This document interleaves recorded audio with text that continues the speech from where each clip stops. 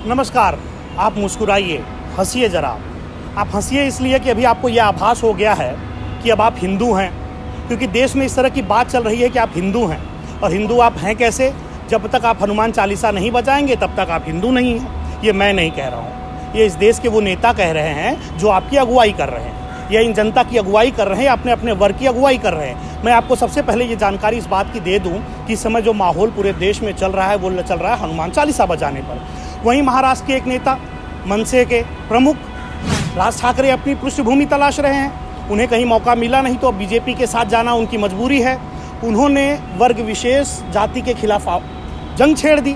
जंग इससे पहले भी वो छेड़ चुके थे उत्तर भारतीयों के खिलाफ। वो मामला चला, उसमें पीटा कौन गया? वो गरीब तबका पीटा गया था जो सड़क पर था, जो भाजी बेचता था, जो ऑटो चलाता था। वो तबके की पिटाई हुई, मनसे के लोगों ने पीटा और अपने नेता को इस्टेब्लिश कर दिया। अब वो हो गए नेता।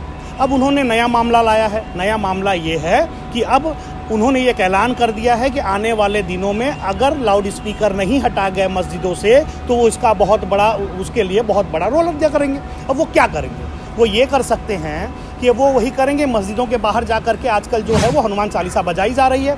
हनुमान चालीसा बजाने को लेकर के मुस्लिम भी उग्र हो गए हैं। दोनों की तरफ मामला जो है बहुत गंभीर है। अब मामला गंभीर इसलिए है कि 30 साल 40 साल से इस तरह की प्रक्रिया पूरे भारत में चल रही थी कि जहां के मस्जिदों के लाउड स्पीकर बजाए जा रहे थे। अचानक नेताओं ने अपनी पृष्ठभूमि तलाशने के लिए अचानक ये रुख अख्तियार कर दिया कि भैया अब जो है वो मामला यहाँ रुकेगा नहीं।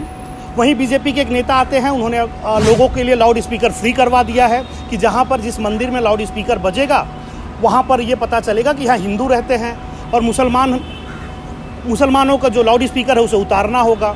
तो ध्वनि प्रदूषण तो दोनों कर रहे हैं, लेकिन मसला ये है कि ये जो पृष्ठभूमि तलाशी जा रही है पूरे राजनीति में, हिंदुत्व का नारा दिया जा रहा है। तो क्या हिंदुत्व का नारा और हिंदुत्व सनातनी धर्म ऐसा था? एक बड़ा सवाल उठ करके खड़ा हो रहा है हमारे सामने।